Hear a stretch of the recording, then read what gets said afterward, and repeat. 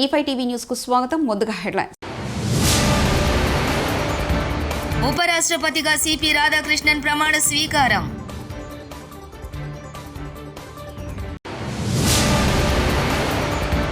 Telugu cinema ఇప్పుడు global cinema అవుతోంది. పవన్ కళ్యాణ్.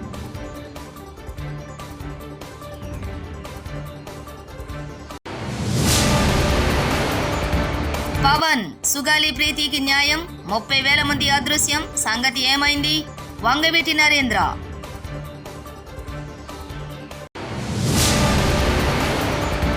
వచ్చేసరి మా కాంగ్రెస్ పార్టీ గెలుస్తుందో లేదో తెలియదు, నేను మళ్ళీ గెలుస్తానో లేదో తెలియదు. జూపల్లి.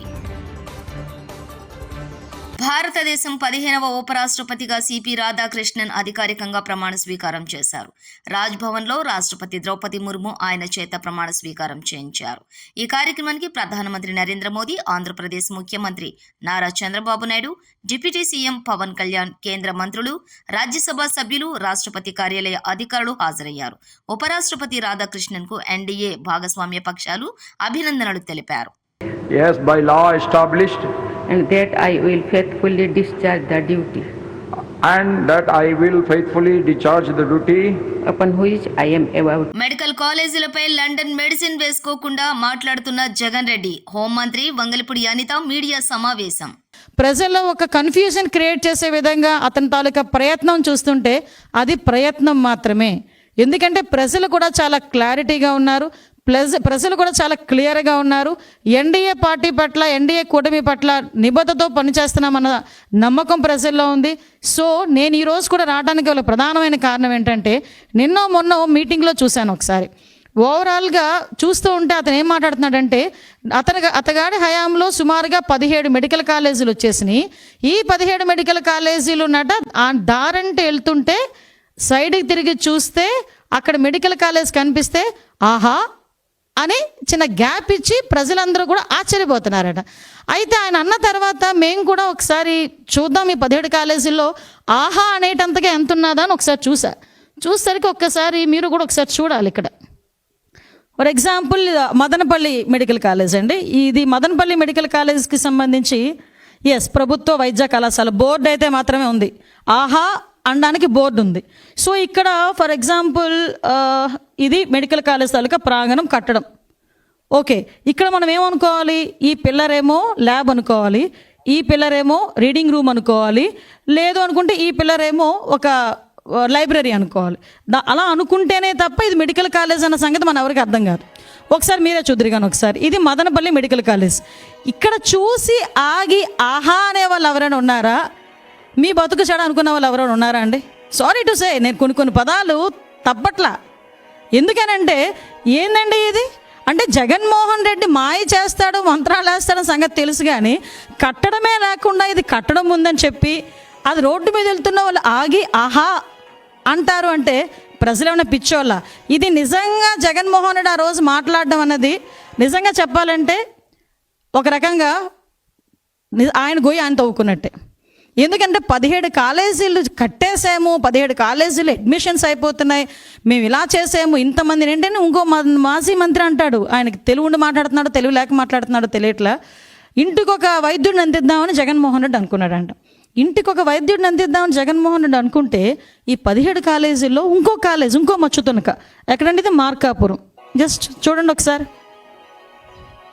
ఏ స్టేజ్లో ఉందో ఒకసారి చూడండి. తెలుగు సినిమా ఇప్పుడు గ్లోబల్ సినిమా అవుతోందని ఏపీ ఉప ముఖ్యమంత్రి సినీ నటుడు పవన్ కళ్యాణ్ అన్నారు. ఢిల్లీ పర్యటనలో భాగంగా నేషనల్ స్కూల్ ఆఫ్ డ్రామా కార్యాలయాన్ని ఆయన సందర్శించారు. ఈ సందర్భంగా మాట్లాడుతూ ఎన్ఎస్డిని చూస్తే మినీ ఇండియాలా దర్శనమిస్తోందని చెప్పారు. తనకు నటన నేర్పిన సత్యానంద్ ఎన్ఎస్డి గురించి గొప్పగా చెప్పేవారని గుర్తు చేసుకున్నారు. కళలు లేకపోతే సమాజంలో హింస ప్రబలుతుందని వ్యాఖ్యానించారు.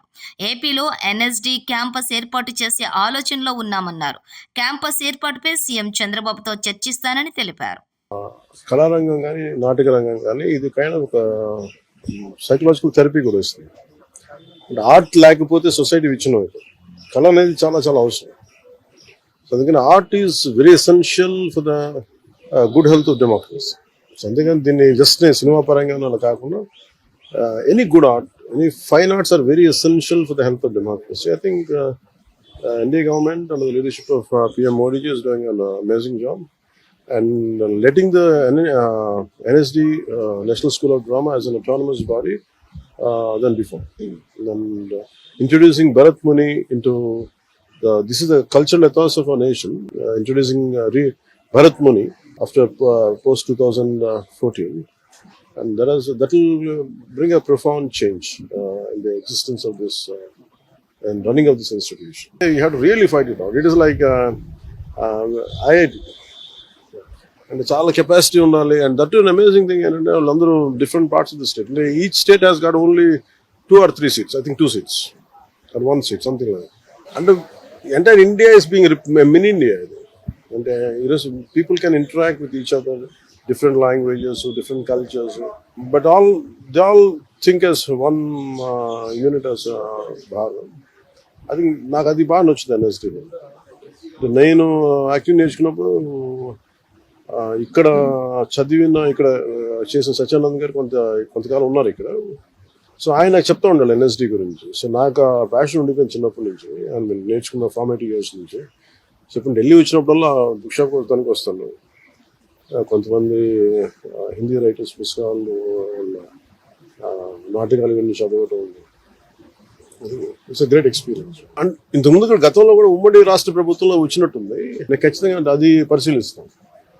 అంటే మనకి తెలుగు సినిమా గ్లోబల్ ఫినామినన్. అలాగంటే నేనేం నమ్ముతున్నానంటే art form first primary responsibilities to heal the people. అంటే సినిమా లేకపోతే కానీ, ఆర్ట్ ఫామ్ లేకపోతే వైలెన్స్, ఆటపాట లేకపోతే వైలెన్స్ పెరిగిపోతుంది మనుషులకి. ఏం అంటే ఆటపాట, ఫైన్ ఆర్ట్స్ ఇవన్నీ ఏంటంటే it is an outlet of our inner turmoil, inner crisis. ఇది ఆర్ట్ అనేది ఎప్పుడు దీన్ని బయటికి తీసుకొస్తుంది. మేము ప్రత్యేకించి గ్లోబల్ ఫినామినా అయిపోయింది తెలుగు సినిమా. దానికి తగ్గట్టుగా టాలెంట్ కూడా పెరగాలి, కేబిలిటీస్ పెరగాలంటే. ఇప్పుడు చూడండి ఎన్ఎస్డి ఎక్కడెక్కడో మారుమూలల నుంచి they are able to pick. అలాగే మనకి ఆంధ్రప్రదేశ్ నలుమూలల నుంచి, ఇంక్లూడింగ్ అసలు తెలంగాణ, డబ్బు అంటే 70% ఆఫ్ ది స్టూడెంట్స్ అందరూ కూడా ఒక గ్రేట్ బ్యాక్గ్రౌండ్స్, ఆర్థికమైన ఉన్నత స్థితిగతి నుంచి వచ్చిన వారు కాదు ఇక్కడంతా. అలాగే మనకు కూడా తీసుకురమ్మని చెప్తున్నాను కోర్స్ ఒకటి. దానికి కావాల్సిన ల్యాండ్ కూడా నేను ముఖ్యమంత్రి గారితో కూడా మాట్లాడతానని చెప్పాను. Sir I'm going to invite them official. Andhra Pradesh ప్రభుత్వం తరఫున ఇన్వైట్ చేసి ఒక ఎన్ఎస్డి క్యాంపస్ ఉంటే బాగుంటుంది. అలాగే నెంబర్ ఆఫ్ అంటే టాలెంట్ని గ్రూమ్ చేయడం చాలా అవసరం దొరుకుతుంది అనేది this what we should explore. చేతులెత్తేసిన జూపల్లి, వచ్చేసారి మా కాంగ్రెస్ పార్టీ గెలుస్తుందో లేదో తెలియదు, నేను మళ్ళీ గెలుస్తానో లేదో తెలియదు. ఇందిరమ్మ నమూనా గృహ ప్రారంభోత్సవం సందర్భంగా సంచలన వ్యాఖ్యలు చేసిన మంత్రి జూపల్లి కృష్ణారావు, నేను హామీలు ఇవ్వను, ఎందుకంటే వచ్చేసారి మా కాంగ్రెస్ పార్టీ గెలుస్తుందో లేదో తెలియదు, అందుకే నేను హామీలు ఇవ్వను, నా వంతుగా ప్రయత్నం మాత్రం చేస్తా, నా నియోజకవర్గంలోనూ హామీలు ఇవ్వను, ప్రజలకు ఏం పనులు కావాలో అవి చేస్తా. మంత్రి జూపల్లి కృష్ణారావు.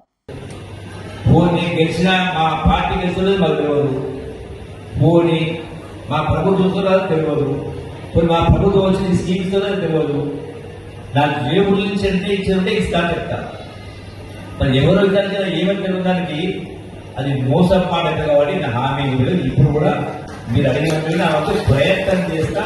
ఒకరినొకరు పొగుడుకున్న కాంగ్రెస్ మంత్రి పొంగిలేటి శ్రీనివాసరెడ్డి, బీజేపీ కేంద్ర మంత్రి బండి సంజయ్ పెద్దన్న. మిత్రులు బండి సంజయ్ అంటూ పొగిడిన పొంగిలేటి డైనమిక్ లీడర్, నా సోదరుడు అంటూ పొంగిలేటిని పొగిడిన బండి సంజయ్. బండి సంజయ్ గారికి ఈ కార్యక్రమానికి హోస్ట్గా చేసే అవకాశం రావటం, ఈ శాఖకి ఎంఓఎస్ మినిస్టర్గా మా పెద్దన్న సంజయ్ ఉండటం, मंच पर आसीन मेरे भाई तेलंगाना राज्य के dynamic leader cabinet minister Shri Pongireddy Srinivas Reddy ji, రాజ్యాంగం గురించి మాట్లాడే డిప్యూటీ సీఎం పవన్ కళ్యాణ్కు ఏపీలో జరుగుతున్న దారుణాలు కనబడుతున్నాయా అని ప్రశ్నించారు వైఎస్ఆర్సీపీ అధికార ప్రతినిధి వంగవీటి నరేంద్ర. ఈరోజు తాడేపల్లిలో వైఎస్ఆర్సీపీ ప్రధాన కార్యాలయం నుంచి మాట్లాడిన వంగవీటి నరేంద్ర. సుగాలి ప్రీతి కుటుంబానికి న్యాయం గురించి ఎన్నికలకు ముందు మీరు మాట్లాడిన మాటలను గుర్తు చేస్తే దాడి చేస్తారా? ఇదేనా రాజ్యాంగబద్ధమైన పాలన అంటే? లక్షల పుస్తకాలు చదివిన పవన్ రాజ్యాంగాన్ని చదివారా? ఒకసారి చదివితే విషయాలు తెలుస్తాయి. వస్తే తీసుకొస్తామని చెప్పిన మాటని ఇదే గిరి గారు ఒక మీడియా మిత్రులు అడిగితే దానికి ఆయన చెప్పిన సమాధానం, ఎందుకు మరి పవన్ కళ్యాణ్ గారు ఏం చేస్తున్నారని అడిగారు. ఆయన చేసిన తప్పిదే. దానికి పవన్ కళ్యాణ్ గారిని నువ్వు అనేంతటి వాడు అని చెప్పని ఇప్పుడు మీకు చూపించినటువంటి కొరియర్ సీను ఇంకొక 50 మందిని తీసుకుని వెళ్ళి ఒక చిరు వ్యాపారిని ఇంత దారుణంగా, ఇంత అమానుష్యంగా వాళ్ళు ఆయన షాప్ని ధ్వంసం చేసింది కాకుండా ఇలా మోకాళ్ళ మీద నుంచోబెట్టి నువ్వు క్షమాపణ చెప్పు అని చెప్పని చేసినటువంటి విధానం ఏ రాజ్యాంగంలో ఉంది? ఎందుకని ఏ రాజ్యాంగంలో ఉందని అంటున్నానంటే, ఇవాళ పొద్దున పవన్ కళ్యాణ్ గారు జగన్మోహన్ రెడ్డి గారు అసెంబ్లీకి వస్తారా, రావట్లేదా, బహుశా రావట్లేదండి అని చెప్పని మీడియా మిత్రులకి ఆయన చెప్పిన సమాధానం ఏంటంటే, ఓహో రావట్లేదా, ఆయనకి ఏ రాజ్యాంగం ఉందో బహుశా ఆయన అసెంబ్లీకి రావట్లేదని చెప్పాను. పవన్ కళ్యాణ్ గారికి నేను మీ ద్వారా ఒక చిన్న విషయాన్ని చెప్తున్నాను. ఏ రాజ్యాంగం ద్వారా ఇవాళ ఈ అరాచకం కానీ గతంలో ఎన్నో అరాచకాలు అధికారంలోకి మీరు వచ్చిన దగ్గర నుంచి ఇప్పటి వరకు జరిగినటువంటి ఎన్నో మేము విశాఖ వాసులం. హుద్హుద్ సమయంలో చంద్రబాబు అడ్మినిస్ట్రేషన్ చూసిన వాళ్ళం. నేపాల్లో చిక్కుకున్న మాకు నారా లోకేష్ ఫోన్ చేయగానే ధైర్యం వచ్చింది. ఒక 10 మంది కోసం ఏకంగా చార్టెడ్ ఫ్లైట్లో అరేంజ్ చేశారు అంటే మాటలు రావటం లేదు. థ్యాంక్స్ చెప్తూ ఉంటే ఇది మా డ్యూటీ అని చెప్పిన అధికార యంత్రాంగం ఆంధ్రప్రదేశ్లో ఉంది. తర్వాత ముక్తినాథ్ వెళ్ళాలని మేము పోఖ్రా అనే ప్లేస్లో మేము ఆగాం. పోఖ్రా అనే సిటీలో. పోఖ్రా సిటీ నుంచి మేము ముక్తినాథ్ వెళ్ళి రావాలన్నమాట. సో ముక్తినాథ్కి లగేజ్ అంతా తీసుకెళ్ళలేమని పోఖ్రా సిటీలో ఉన్న హోటల్లోనే మా లగేజ్ అంతా వదిలేసి ఓన్లీ 2 pairs ఆఫ్ డ్రెస్సెస్ అవి పట్టుకుని మేము ముక్తినాథ్ వెళ్ళాము. ముక్తినాథ్ దర్శనం అయ్యి మేము వెనక్కి వస్తున్నప్పుడు మేము ఇంకా పోఖ్రా సిటీ ఎంటర్ అవ్వకముందే మాకు మా డ్రైవర్, మేము ఏ డ్రైవర్తో మేము ఇండియా నుంచి వెళ్ళామో ఆ డ్రైవర్ మాకు ఫోన్ చేసి మీ హోటల్ దగ్గరికి రాకండి, చుట్టుపక్కల చాలా దారుణంగా ఉంది పరిస్థితి, హోటల్ కాల్ చేశారు అని చెప్పారు. మేము యాక్చువల్లీ నిజమని అనుకోలేదు, నమ్మలేదు. మేము హోటల్ని ఎవరు కాలుస్తారని అనుకున్నాం. కానీ మేము దిగేసరికి మేము వచ్చి మా వ్యాన్ మేము ఊర్లోకి ఇలా ఎంటర్ అయ్యాము. మేము ఏదైతే ముక్తినాథ్ వెళ్ళిన వ్యాన్ మా వ్యాన్ని అక్కడ ఆపేశారండి. రోడ్డు తోవంతా మొత్తం కాల్పులు జరుగుతున్నాయి. అంటే చాలా కాల్పులు జరిగాయి. ఆ గవర్నమెంట్ ఆఫీసర్స్ అవన్నీ కాల్చడం మేము చూసాం ప్రత్యక్షంగా పోఖ్రా సిటీలో. అది చూసి మా డ్రైవర్ చాలా చాకచక్యంగా సందుల్లోకి తీసుకెళ్లి ఒక సందులో పెట్టి మమ్మల్ని నిలబెట్టాడండి. ఉపరాష్ట్రపతిగా సిపి రాధాకృష్ణన్ ప్రమాణ స్వీకారం.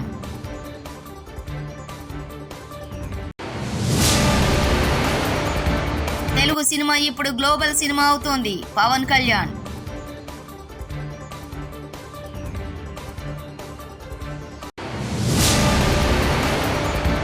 పవన్ సుగాలి ప్రీతికి న్యాయం, 30,000 మంది అదృశ్యం, సంగతి ఏమైంది? వంగవీటి నరేంద్ర.